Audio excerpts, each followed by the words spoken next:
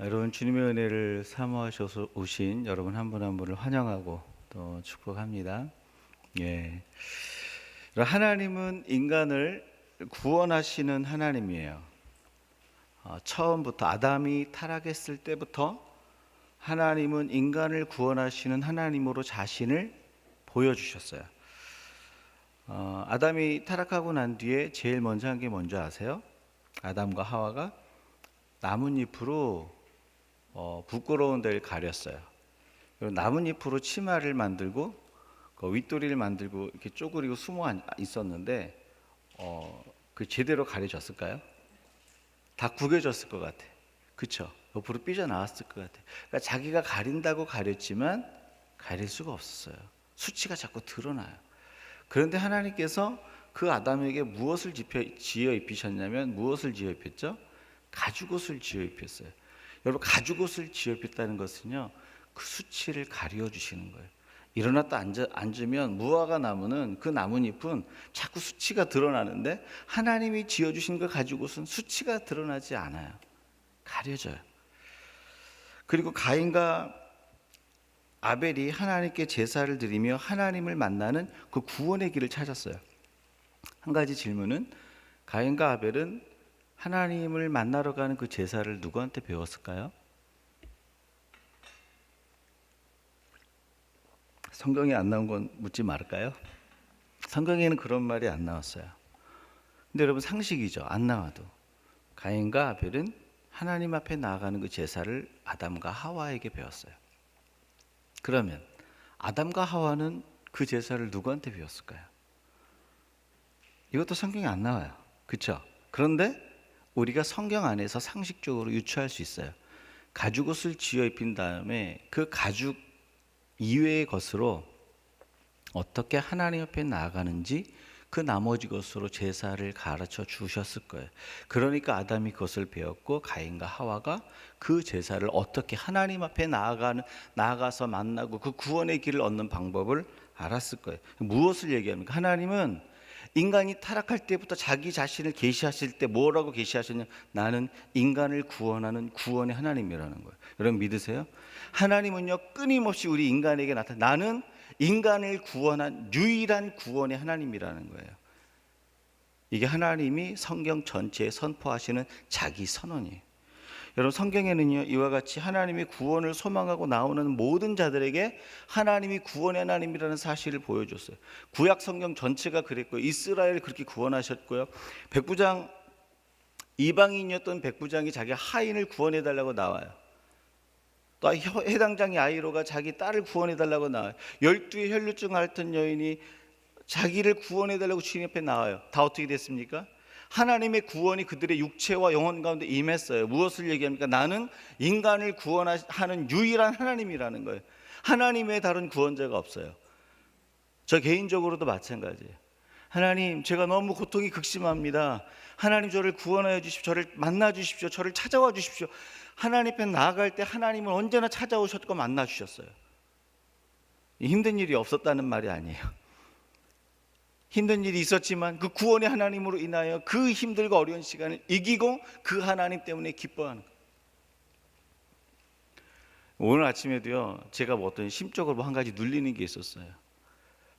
근데 우리 아이들이 듣고 아내가 듣는 이에 제가 뭐라 그랬냐면, 여호와를 찬양하라, 그 이름은 선하시기 때문이다. 여호와를 찬양하라, 그는 우리에게 구원을 베푸시는 자이시기 때문이다. 여호와를 찬양하라, 그분은 인자하시기 때문에. 여호와를 찬양하라, 그분은 우리를 구원하신 하나님이시기 때문이다. 제가 한 5분 이상을 가족과 다 듣도록 선포했어요. 근데 그때부터요, 막 기쁨이 차올라오는데 마음에 눌렸던 그 마음이 싹 다 사라지는 거예요. 그 마음이 저를 주관하지 않는 거예요. 제가 영혼이 막 기쁘더라고요. 무엇입니까? 하나님은 구원하시는 하나님이라는 거예요. 여러분, 눌린 마음 있으세요? 환경 있으세요? 예수 그리스도 나의 구주시라면 그것을 능히 이기게 만드는 구원의 하나님을 우리 삶 가운데 만날 수 있어요. 하나님은 성경에서 끊임없이 선포하셨어요. 나는 구원의 하나님이라는 거예요. 특별히 예수 그리스도를 이 땅에 보내셔서 그 우리 죄를 대신해서 십자가에서 죽게 하시고 그 우리 대신해서 십자가에서 피를 흘리신 그 피를 믿는 모든 자를 구원하기로 작정하셨고, 그 예수 그리스도를 이 땅 가운데 보내셨고 죽게 하셨어요. 무엇을 얘기합니까? 하나님은 구원의 하나님이라는 거예요. 나에게 하나님은 어떤 하나님입니까? 오늘 하나님은요, 자신을 구원의 하나님으로 선포하고 계세요. 그렇다면 중요한 한 가지 질문을 던지면서 오늘 말씀을 시작하기 원합니다. 하나님이 주시는 이 구원 안에 거하는 자들의 삶의 모습은 어떨까요? 하나님은 분명 구원의 하나님이라고 그랬어요.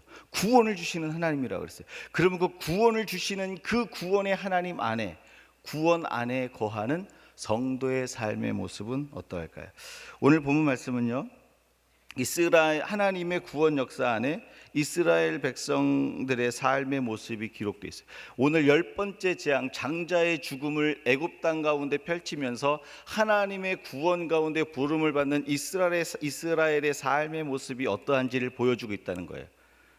심판이 한 군데에서 심판이 벌어지고 있지만, 그 심판 가운데 구원을 받는 이스라엘의 모습을 보면서 구원 안에 있는 자들의 삶의 모습을 오늘 하나님께서 선언하고 계세요.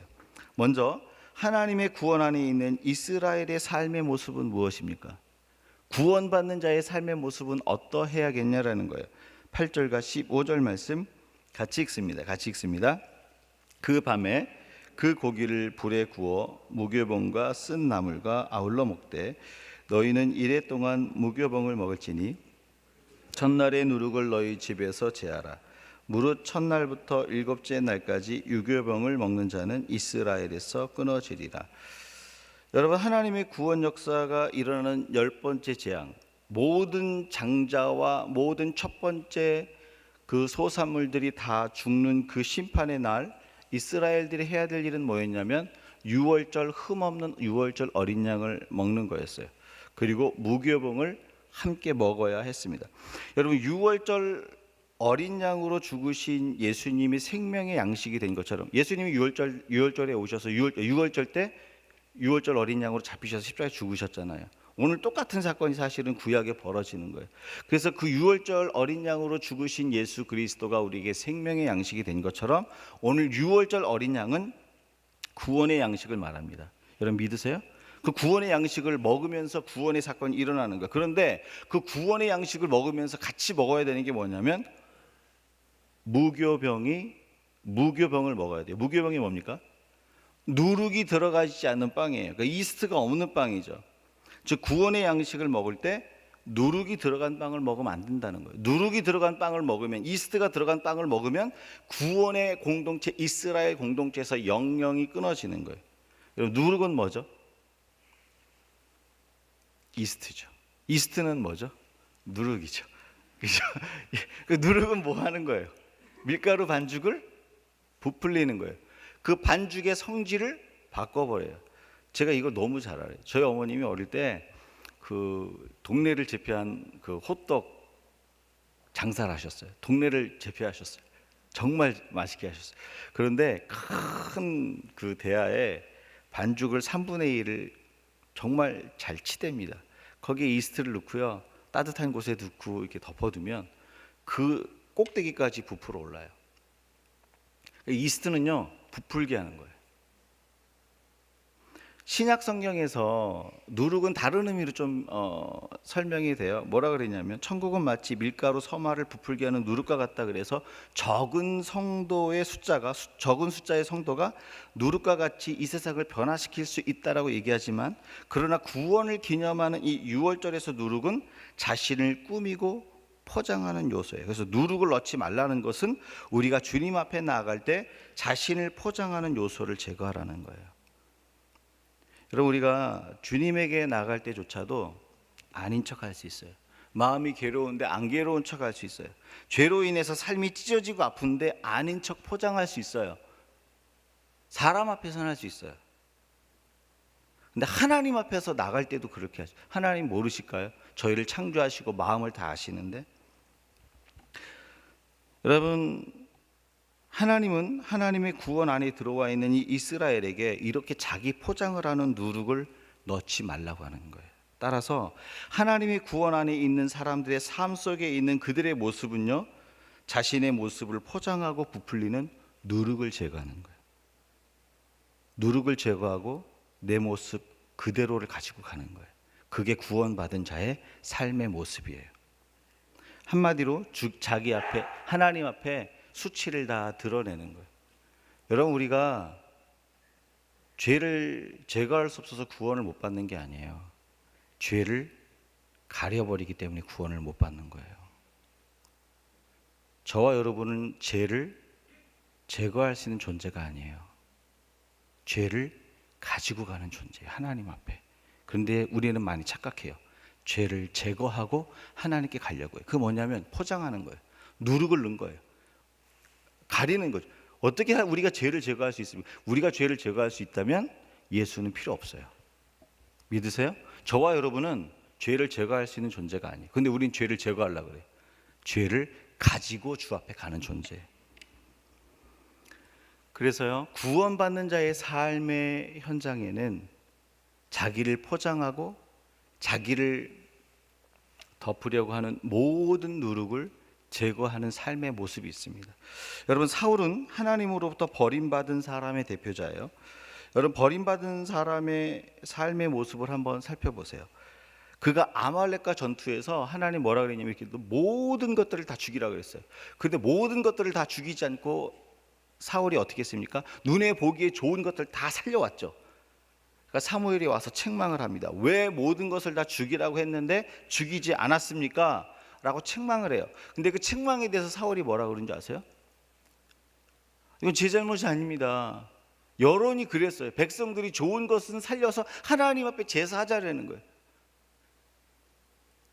여론의 말과 백성들의 말과 자신의 생각의 말로 자기의 행동을 덮어버린 거예요.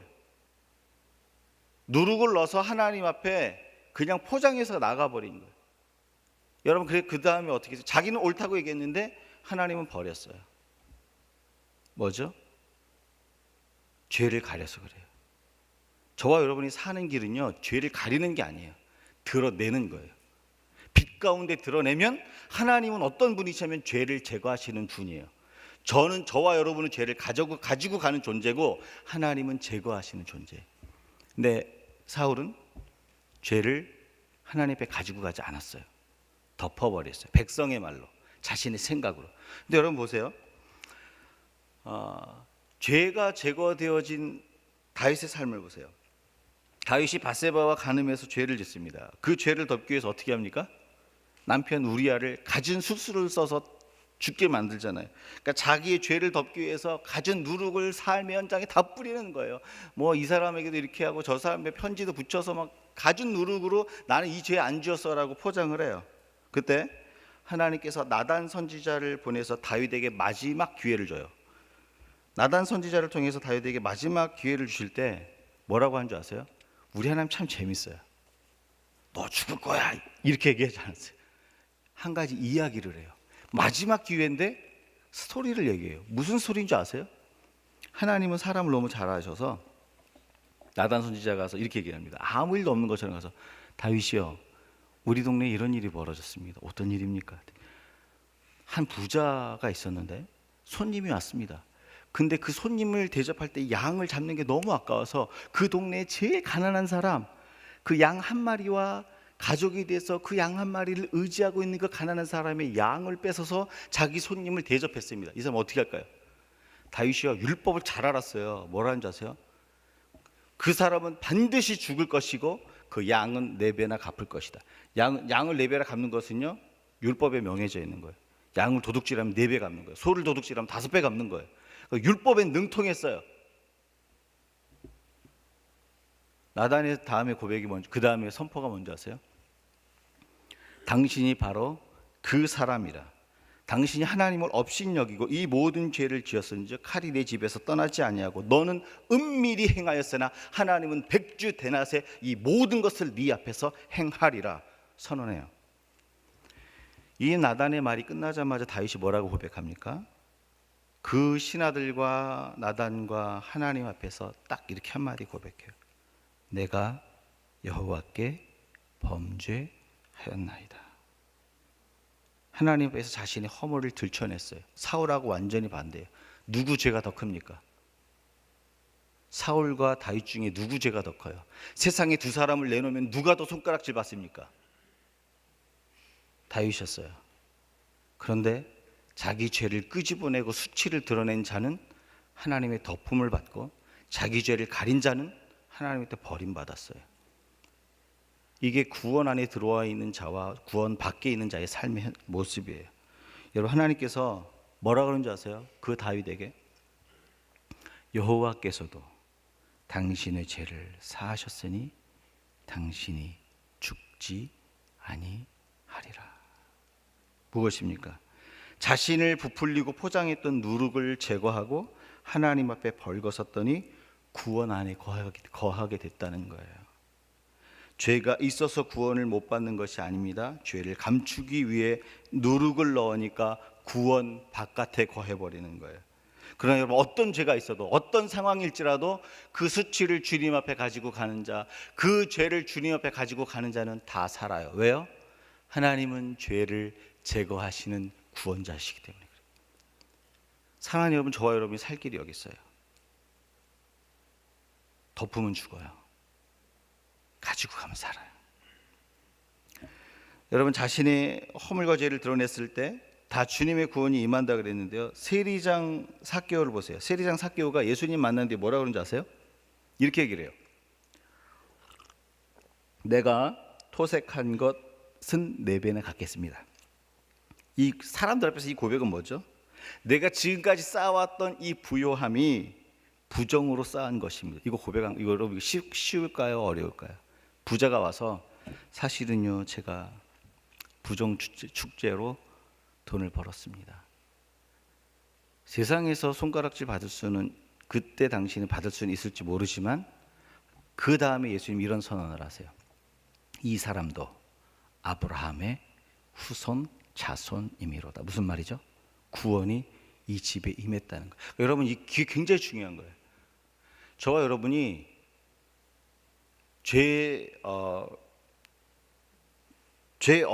죄가 없어서, 죄를 제거하지 않아서 구원을 못 받는 게 아니에요. 죄를 드러내지 않아서 그래요. 죄를 가지고 주 앞에 나가지 않아서 구원을 못 받는 거예요. 그러나 어느 누구도 드러내는 자는 삽니다. 빛 가운데 다니는 자는 결코 두려움 가운데 거하잖아요. 그 결정은 저와 여러분의 몫이에요. 하나님은 선언하셨어요. 죄를 드러내는 자는 살 것이고 빛 가운데 행할 거라고 말씀하세요. 여러분, 믿으십니까? 하나님께서 오늘 첫 번째 저와 여러분한테 선언하시는 말씀이 뭐냐면, 하나님의 구원 안에 있는 자는 누룩을 제거하는 자, 자기를 포장하는 모든 누룩을 제거하고 내 모습 그대로 주 앞에 가지고 나오고 주 앞에 드러내는 자예요. 오늘 하나님께서 저와 여러분 가운데 질문을 하나 하세요. 하나님께 죄를 가지고 나오는 자인지, 아니면 누룩을 넣고 죄를 섞어버리고 아니에요, 세상은 다 그런 거예요 라고 감추는 자인지, 여기에 대해서 응답하시는 이 시간 되길 주의 이름으로 축원합니다. 하나님께 죄를 드러내는 자는 다 산다라고 선언하고 계세요. 두 번째, 하나님의 구원 안에 있는 이스라엘의 삶의 모습은 무엇일까요? 11절 말씀이에요. 우리 11절 말씀 같이 읽습니다. 너희는 그것을 이렇게 먹을지니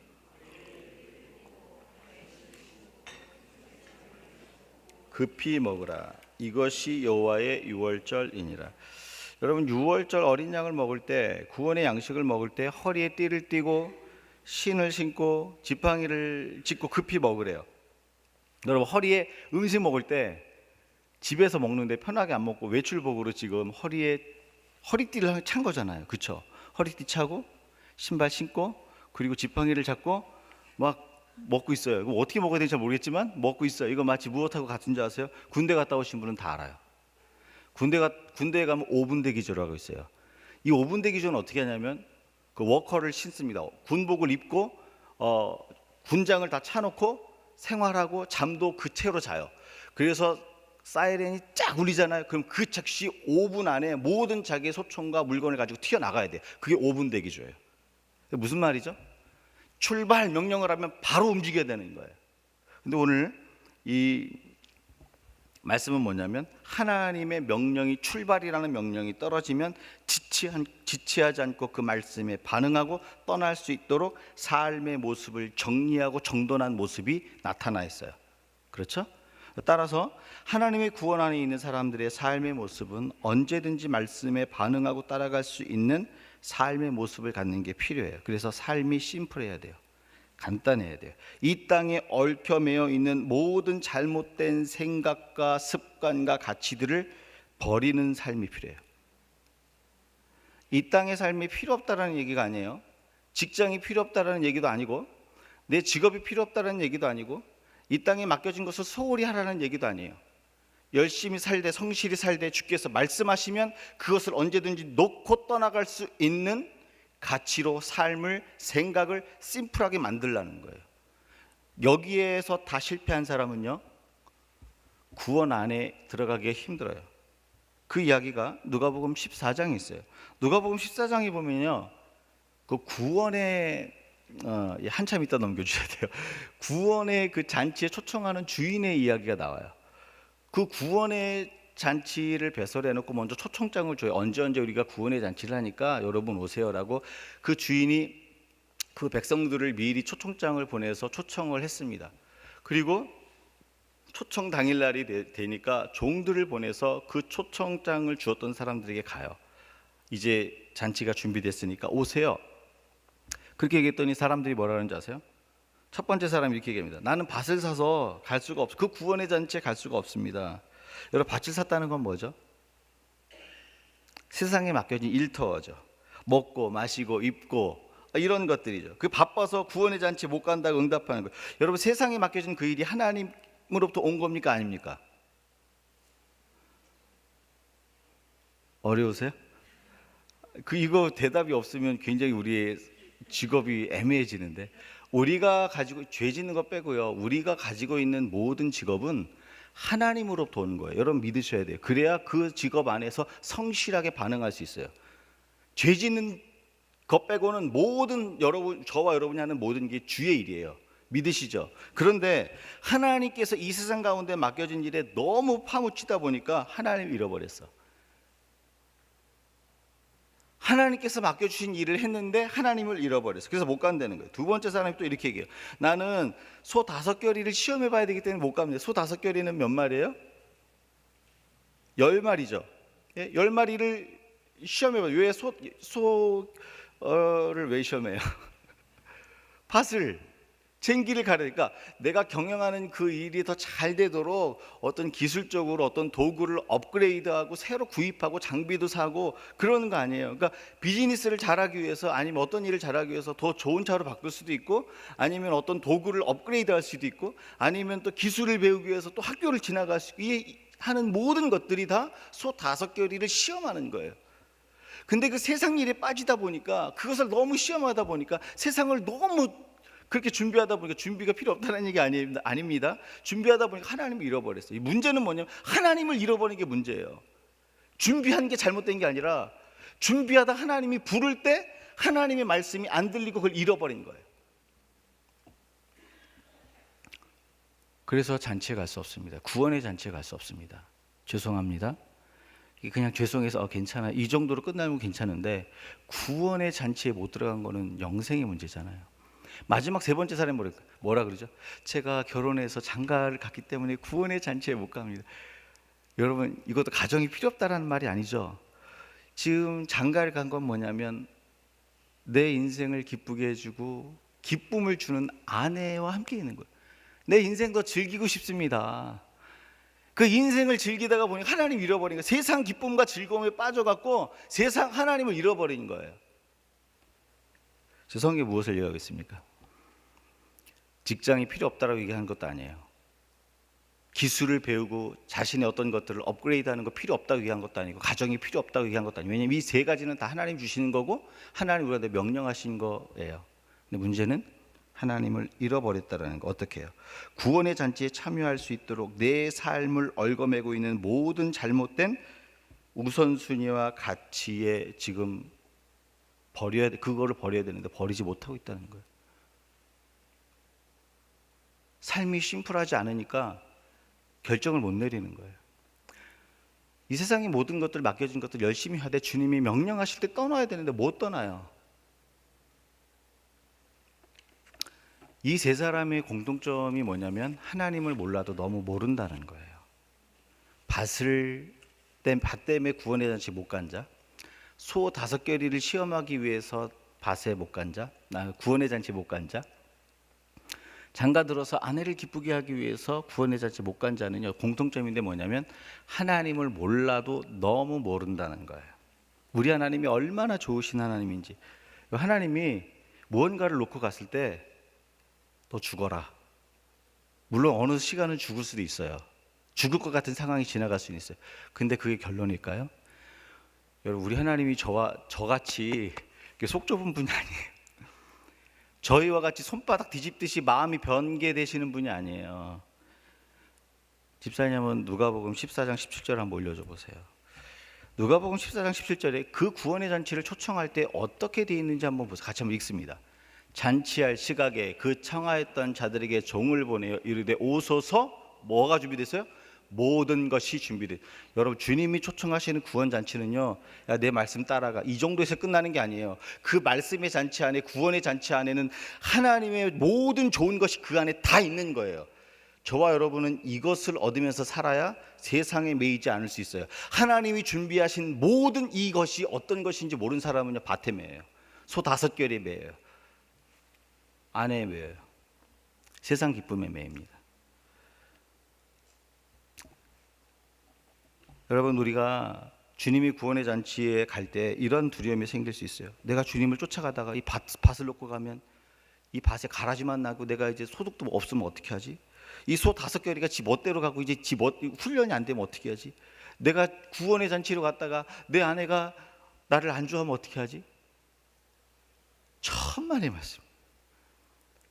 여러분, 그 구원의 잔치는요, 모든 것이 준비되어 있는 거예요. 여러분, 믿으세요? 오늘 똑같은 말씀이 있어요. 읽지는 않았는데 이스라엘의 구원의 여정을 떠날 때 성경 있는 분 한번 보세요. 35절과 36절에 무슨 말씀이 있는 줄 아세요? 이스라엘이 애굽을 나갈 때 애굽 사람들로부터 은혜를 입게 하시어 필요한 은금과 폐물을 얻게 하셨다 그랬어요. 지금 무엇을 얘기합니까? 하나님의 구원을 따라가기 위해서, 말씀을 따라가기 위해서 삶을 단순하게 정리하는 사람들의 삶 속에 하나님의 모든 필요가 공급된다는 거예요. 이것을 믿고 말씀을 따라갈 때, 구원의 은혜 안에 들어갈 때 우리의 삶을 단순하게 정리하고 쫓아갈 필요가 있다는 거예요. 여러분, 믿으십니까? 제가 예전에 여기서 간증을 했는지 금요심야 때 간증을 했는지 잘 기억은 안 나는데요. 제가 캐나다 올 때 유학을 이제 토론토로 가는데 그 교회에서 장학금으로 $10,000이 나왔어요. $10,000. 그 $10,000 그게 10년 전이니까 작습니까? 큽니까? 여러분에게는 클지 모르지만 작을지 모르지만 저한테는 너무 크더라고요. 말이 거꾸로 했어요. 너무 크더라고요. 근데 하나님께서 말씀을 듣다가 어떤 선교단체의 어떤 큰 프로젝트가 있는데 너무 거기에 감동을 주셔서 이거를 드리라고 얘기하는 거예요. 근데 제가 혼자 결정하지 않습니다. 이게 하나님부터 온 마음이라면 이 이야기를 아내에게 했을 때 흔쾌히 예스하게 해주세요. 예배 끝나자마자 제가 잠깐 저희 집이 걸어서 1분이니까 물어봤어요. 네, 이런 감동이 왔는데 어떻게 할까? 네, 뭘 걱정해. 하나님도 왔구나. 드렸어요. 여러분, 공부하러 가는 것도 주의 뜻이고 신학을 더 연구하는 것도 주를 위해서 준비하는 거예요. 그런데 하나님께서 그때 너가 하나님의 말씀 안에 구원의 잔치 안으로 들어오라고 요청할 때요, 그것을 심플하게 삶을 정리할 필요가 있어요. 어떤 일이 벌어진 줄 아세요? 제가 그게 캐나다 떠나기 한 3개월 전인데 그 하나님께 드린 게, 떠나기 한 몇 주 전에 권사님들이 오셔서 저한테 얘기를 하시는 거예요. 목사님, 2년 동안에 풍족하진 않지만 렌트비를 저희가 아파트 렌트비를 후원하겠습니다. 2년을 저희가 후원을 받았어요. 한번 계산이 되시는 분은 한번 해보세요. 만불을 하나님께 무엇 얘기하는 거죠? 하나님 말씀 쫓아가면 하나님께서 갚부대기 해주신다, 4배나 갚아주신, 이런 얘기하는 거 아니잖아요. 구원 안에 있는 사람들은요, 삶을 정리하고 떠나면 하나님이 공급하신다는 거예요. 사람마다 달라요. 정리하는 방법이 다를 수 있어요. 여러분의 삶 현장 가운데 하나님 살아계십니까? 그러면요, 내 힘으로 열심히 살기도 하지만 하나님께서 요청하실 때 그때는 내 힘을 내려놓을 때예요. 하나님이 공급하심이 어떤지 모든 것이 준비되어 있는 그곳으로 달려가야 되는 거예요. 그게 저와 여러분이 살 길이에요. 이 하나님이 준비한 모든 것으로 못 달려가면요, 계속 세상의 요청에 쳇바퀴만 돌다가요, 나중에는 인생에 남는 게 하나도 없어요.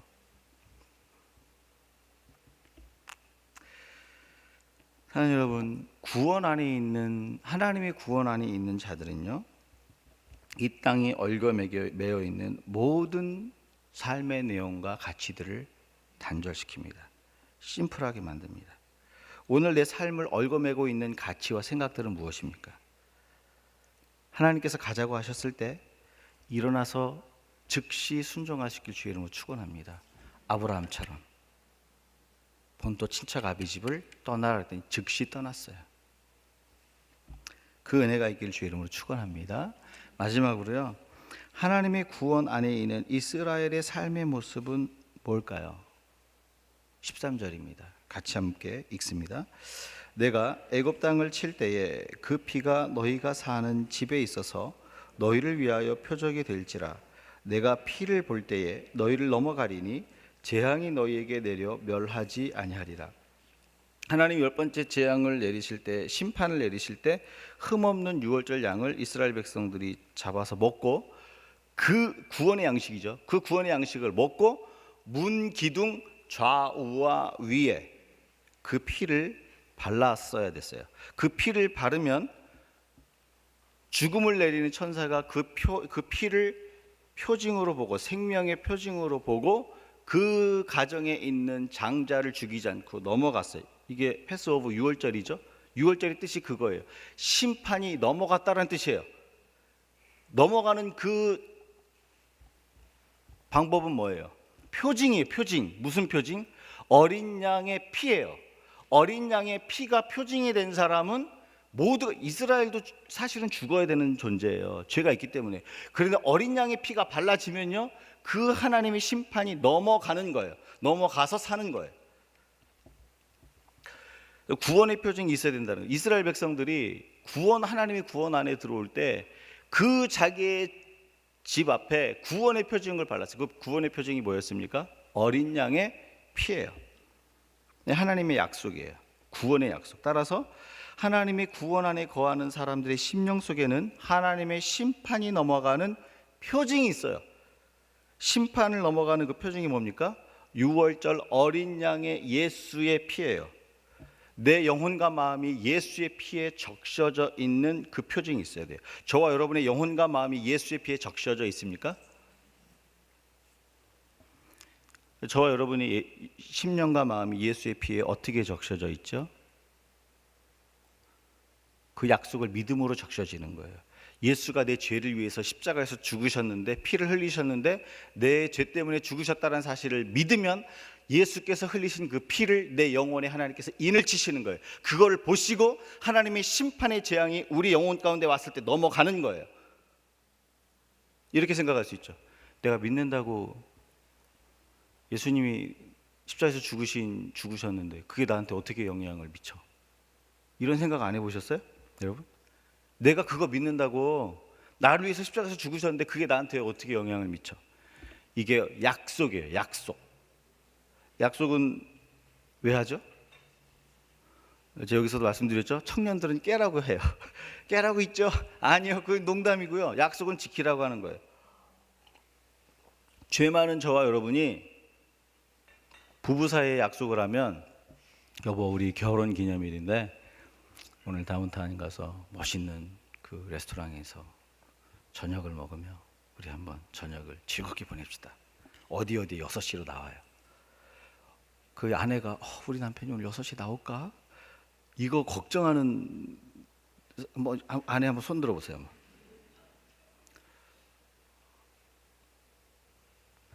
그럼 이상한 거죠. 부부 사이가 금이 갔거나 이혼 직전에 있거나.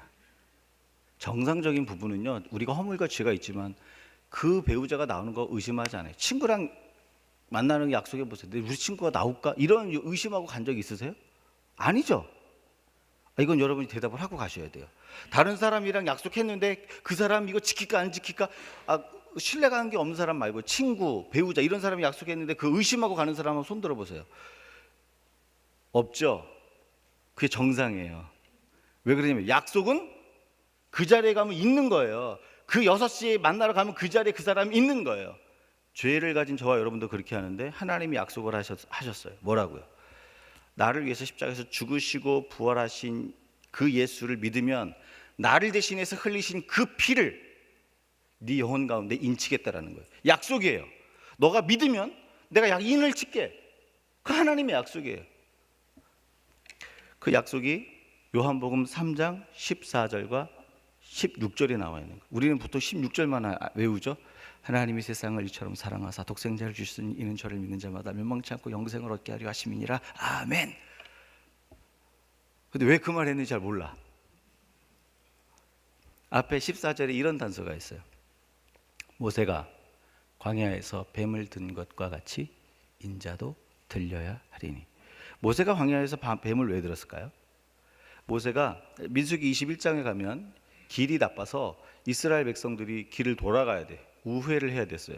에돔 사람이 그 영역을 침범하지 못하게. 그러니까 길이 힘들고 어려우니까 그 이스라엘 백성들 마음에 불평이 생겼어요. 하나님 원망하기 시작했어요. 그러니까 하나님이 불뱀을 보내서 뭅니다. 그러니까 많은 사람들이 죽어요. 그러니까 이스라엘 백성들이 회개하고 주님 잘못했습니다. 모세에게 막 나와서 회개하니까 하나님이 모세한테 얘기를 해요.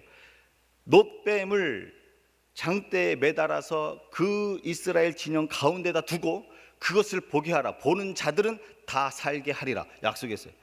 근데 여러분, 안 본 자들은요, 내가 본다고 살아?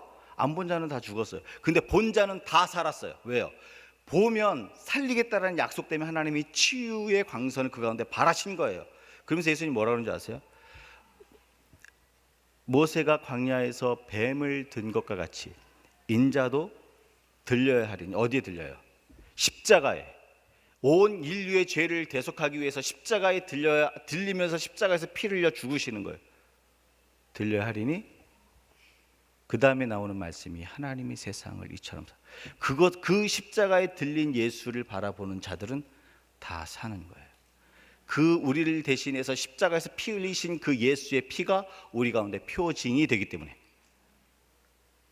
하나님의 심판이 오다가도 저와 여러분 영혼 가운데 있는 그 예수 그리스도의 십자가의 표징, 예수의 피의 표징이 그 심판을 넘어가게 하는 거예요. 죄를 제거하지 못해서 구원을 못 받는 게 아니라 하나님 앞에 죄를 가지고 나오면서 그 죄를 해결해 주시는 하나님 앞에 믿음으로 못 나오니까 구원을 못 받는 거예요. 사랑하는 여러분, 오늘 하나님께서 무엇을 얘기하셨습니까? 하나님의 구원 안에 있는 자들은 그 심판이 넘어가게 하는 구원의 표징, 곧 예수 그리스도의 피가 그 영혼 가운데 인박혀 있다라고, 하나님이 인치셨다라고 얘기하시는 거예요. 여러분, 이거 사모하세요. 그래서 날마다 그 주님의 보혈을 높여드리고 찬양하는 것은 능력이 있어요. 저와 여러분을 정결케 해요. 자유케 해요. 저 오늘 아침에 왜 경험하게 했는지 하나님 오늘 이제 알았어요. 이거 설교하니까 제가 오늘요 눌리는 마음이 있었어요. 두려웠어요. 그런데 우리 두 아들이 듣고 아내가 듣느니, 아내는 아침 요리를 준비하고 있었거든요. 제가 계속 처음에 애들을 지나가면서 샤워하고 나와서 우리 아빠가 뭐하나, 왜 저러나 계속 그러는데 제가 똑같은 단어를 계속 선언하는 거예요. 여호와를 찬송할지어다 그 이름은 선하시며 그는 그의 인자하심은 영원하미로다. 여호와를 송축할지어다. 계속하니까요. 아이들 영원히 반응해요. 여러분, 저와 여러분은요, 하나님의 형상을 따라 지음 받았기 때문에 그 구원의 선포의 메시지에 반응하게 돼 있어요. 근데 그게 다른 사람뿐만이 아니라 그것을 선포하는 나 자신도더라고요. 눌려 계신 분이 계세요. 예수의 이름을 선포하시고 자유를 선언하세요. 그 구원의 징표를 선언하세요. 하나님의 영광이 임합니다. 주께서 씻어주시는 영광이 올 때요, 저와 여러분 죄를 이기는 능력이 나타나는 거예요. 오늘 하나님께서 이렇게 선포하셨어요. 하나님의 구원 안에 있는 사람들은 자신의 삶을 포장하고 있는 모든 누룩을 제거한 삶을 갖는다고 말씀하셨어요. 있는 모습 그대로 주님께 벌거벗고 나온다고 말씀하셨어요. 또 주님이 말씀하시면 바로 출발할 수 있는 삶의 가치를 갖고 있다라고 말씀하셨고, 얽어매여 있는 모든 삶의 내용과 가치들을 벗어버린다고 하셨어요. 그리고 예수의 피로 인침받는다고 말씀하셨어요. 여러분, 이거 붙들고 나아갈 수 있기를 주 예수의 이름으로 축원합니다.